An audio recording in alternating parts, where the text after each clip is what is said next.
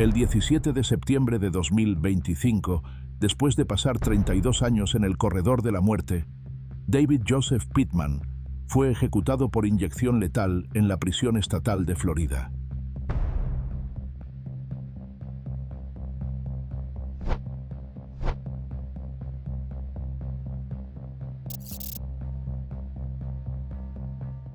El 15 de mayo de 1990, David, de 28 años, salió de su casa alrededor de las 2:30 de la madrugada. Desde allí, solo había una caminata de media milla hasta la casa de su futura exfamilia política. Se había dicho a sí mismo que solo quería hablar, pero en algún lugar de ese silencioso trayecto de 13 minutos, en el fondo, sabía que eso no iba a suceder. Cuando llegó a la casa, trepó la cerca cerca del cobertizo del patio trasero y se deslizó hacia un costado. Tocó la ventana de Bonnie Jo, despertándola. Y al principio, realmente parecía que solo quería una conversación. Se sentó con ella y le contó los problemas que tenía con su familia, cómo estaban empeorando las cosas. Pero luego, el tono cambió. Sacó a relucir la acusación de 1985, la que lo había destrozado todo. ¿Por qué había dicho ella que él la había violado en ese entonces? Bonnie Jo le recordó lo que había pasado. Le recordó que ella solo tenía 15 años y le dijo la verdad que él aún no quería aceptar. Pero la conversación siguió desmoronándose. David empezó a señalar sus problemas personales, cuestionando su salud mental, tratando de manipular las cosas. Entonces le preguntó si quería tener relaciones sexuales. Ella dijo que no. Le explicó que estaba en su periodo, pero David no cedía. Siguió sugiriendo otras cosas: sexo oral, historias, cualquier cosa para desgastarla. Y fue entonces cuando Bonnie Jo se hartó. Quería que se fuera, y se lo dijo. Pero él se negó.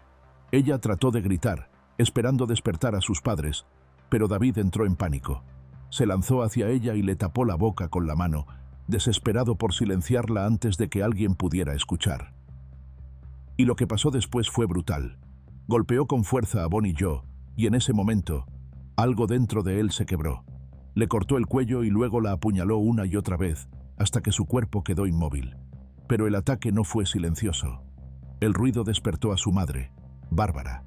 Ella salió corriendo del dormitorio, pero cuando avanzaba por el pasillo hacia la habitación de Bonnie Jo, David salió, y también le clavó el cuchillo. Para entonces, Clarence había escuchado los gritos. Corrió hacia el teléfono en la sala, pero David fue más rápido. Antes de que pudiera pedir ayuda, David le arrebató el auricular, lo golpeó y lo apuñaló hasta que se desplomó junto al teléfono del pasillo. Fue rápido y brutal, y en solo unos minutos, 3 miembros de la familia Knowles estaban muertos. Pero David no huyó. Sabía que sería el primer sospechoso y necesitaba ganar tiempo. Tenía que hacer que la escena pareciera un accidente, algo inesperado, no planeado. Así que fue a buscar gasolina. En el cobertizo encontró un bidón, lo llevó adentro y empezó a verter combustible por toda la casa. Empujó una llanta debajo de la cama de Bonnie para que el fuego ardiera con más fuerza en su habitación, y luego siguió, salpicando combustible en cada rincón. Cubierto de sangre, se tomó un momento para lavarse en el baño, mientras el aire se llenaba del olor fuerte y penetrante de la gasolina. Después de eso, llevó el bidón hasta el coche de Bonnie, lo arrojó en el asiento trasero y tomó sus llaves. Luego, sin mirar atrás, prendió fuego a la casa. Las llamas se extendieron rápido, y en cuestión de segundos, la vivienda estaba en llamas, mientras David desaparecía en la oscuridad de la noche. Un par de minutos después, a las 3:36 de la madrugada, un repartidor de periódicos vio llamas de hasta 7 metros desgarrando el cielo. Llamó de inmediato a las autoridades, y para cuando los bomberos llegaron a las 3:42, la casa de los Knowles ya estaba devorada por el fuego. Los vecinos dijeron que escucharon un estallido que cortó el silencio, fuerte y agudo, como una explosión. Arrancó la mitad del techo de un solo golpe, dejando un enorme agujero sobre la casa en llamas. El otro lado de alguna manera se mantuvo en pie, pero por dentro, todo estaba destruido. Las habitaciones quedaron vaciadas, paredes ennegrecidas, muebles derretidos y pisos reducidos a cenizas.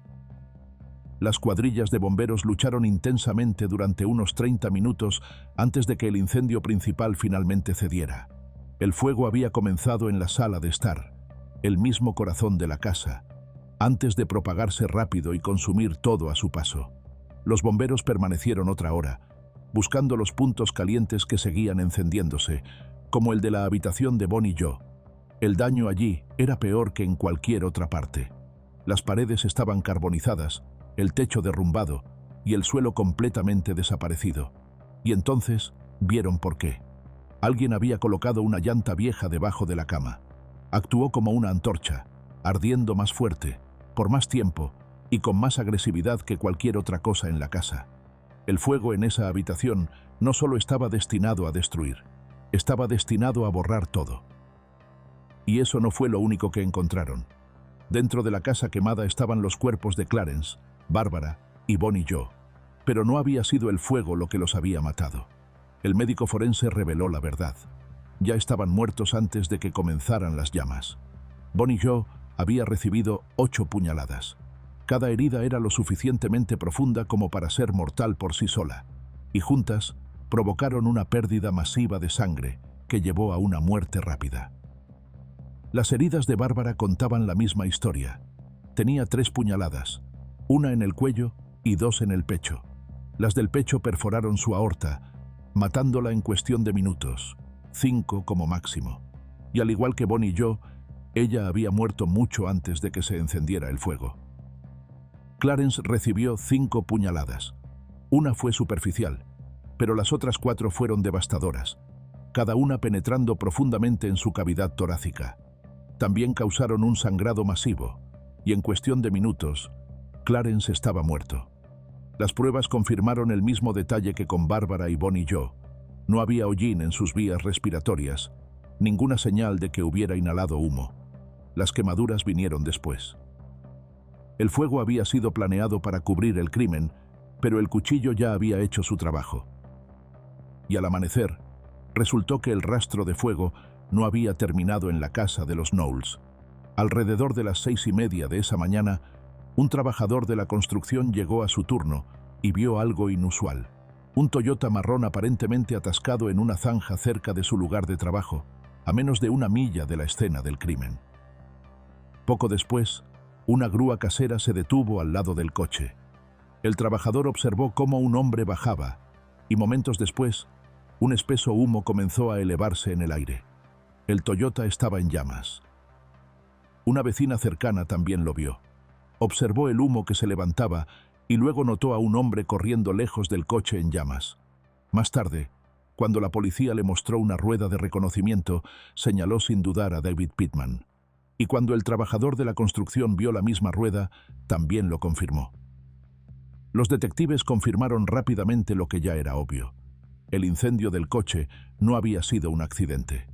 Al igual que el incendio de la casa horas antes, había sido provocado. Otro intento de borrar la evidencia y encubrir lo que había pasado. Y ahora, los investigadores sabían exactamente a quién estaban observando. En el momento de los asesinatos, los lazos de David con la familia Knowles ya eran tensos.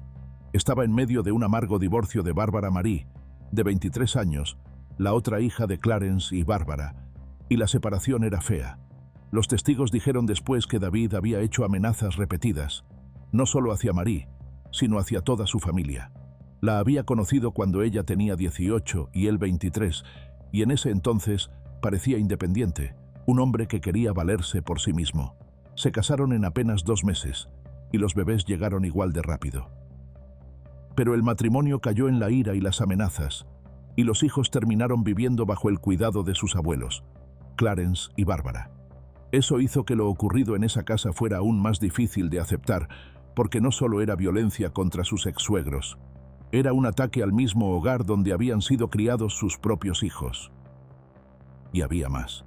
Los investigadores descubrieron que David se había enterado recientemente de que Bonnie Joe intentó presentar cargos criminales en su contra, acusándolo de haberla violado 5 años antes. Pero ella había esperado demasiado. Para cuando habló, el caso ya había quedado fuera del plazo de prescripción. Y David también contraatacó, diciendo que el sexo había sido consensuado y que ocurrió antes de casarse con Marie. Eso no fue una violación, decía a cualquiera que preguntara. Pero la acusación no desapareció. Solo añadió otra capa de tensión, una que los fiscales dijeron después que le dio a David un poderoso motivo para silenciar a Bonnie Joe para siempre. Sumada al amargo divorcio, le dio al Estado lo que necesitaba, un motivo claro e innegable. Al día siguiente de los asesinatos, el 16 de mayo, David sintió que la policía ya se le estaba acercando, y a instancias de su madre, finalmente se entregó. Pero incluso tras las rejas, no pudo quedarse callado. Se lo contó a Carl Hughes, un compañero de prisión e informante, y le detalló todo lo que había pasado. Pero había algo que no cuadraba. A pesar de sus declaraciones, no existía ninguna prueba física que vinculara directamente a David con la escena o con el coche de Bonnie. Sus huellas dactilares no coincidían con las encontradas en el Toyota. Nunca se halló el arma homicida. Y cuando los investigadores examinaron su ropa, no había quemaduras, ni sangre, nada que lo colocara en el centro de la violencia que había descrito. Su juicio comenzó en 1991, un año después de que Clarence, Barbara y Bonnie fueran encontrados muertos dentro de su casa en llamas. Los fiscales lo acusaron de 3 cargos de asesinato en primer grado, junto con incendio provocado y gran robo. Y cuando David finalmente se presentó ante el tribunal, se declaró inocente, insistiendo en que no tenía nada que ver con los homicidios. Pero las pruebas en su contra, testigos, amenazas y sus propias declaraciones a otros, contaban una historia diferente. Y en noviembre de 1991, el veredicto llegó. El jurado lo declaró culpable de todos los cargos excepto robo con allanamiento, y el caso pasó a la fase de sentencia. Fue allí donde su historial violento y la crueldad de los asesinatos pesaron con fuerza, y la pregunta ya no era qué había ocurrido, sino qué precio pagaría por ello. Durante la fase de sentencia, los fiscales recordaron al jurado el pasado violento de David, incluyendo una condena por asalto agravado en 1985. La defensa llamó a su madre, quien describió cómo lo golpeaba de niño, con cinturones, palos de escoba e incluso pistas de Hot Wheels. Dijo que lo golpeaba casi a diario, a veces todos los días. Una vez, después de que derramara una lata de tinte en la casa, lo obligó a sentarse en un banco de la cocina durante 7 días seguidos, levantándose solo para ir al baño. Cuando le preguntaron si temía que los servicios de protección infantil intervinieran, su respuesta fue escalofriante. Les dije, si quieren llamarlos, llámenlos. Tal vez me metan en la cárcel y tenga que pasar la noche, pero tarde o temprano me van a dejar salir. Y cuando me dejen salir tú vas a ir al hospital. Si quieres meterme en la cárcel está bien. La defensa también presentó a un psicólogo especializado en trastornos cerebrales y psicología infantil.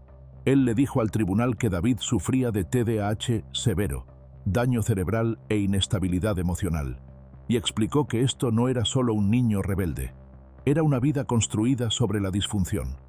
El padre de David había sido diagnosticado como esquizofrénico paranoico y murió en una institución, y su medio hermano luchaba con la misma enfermedad.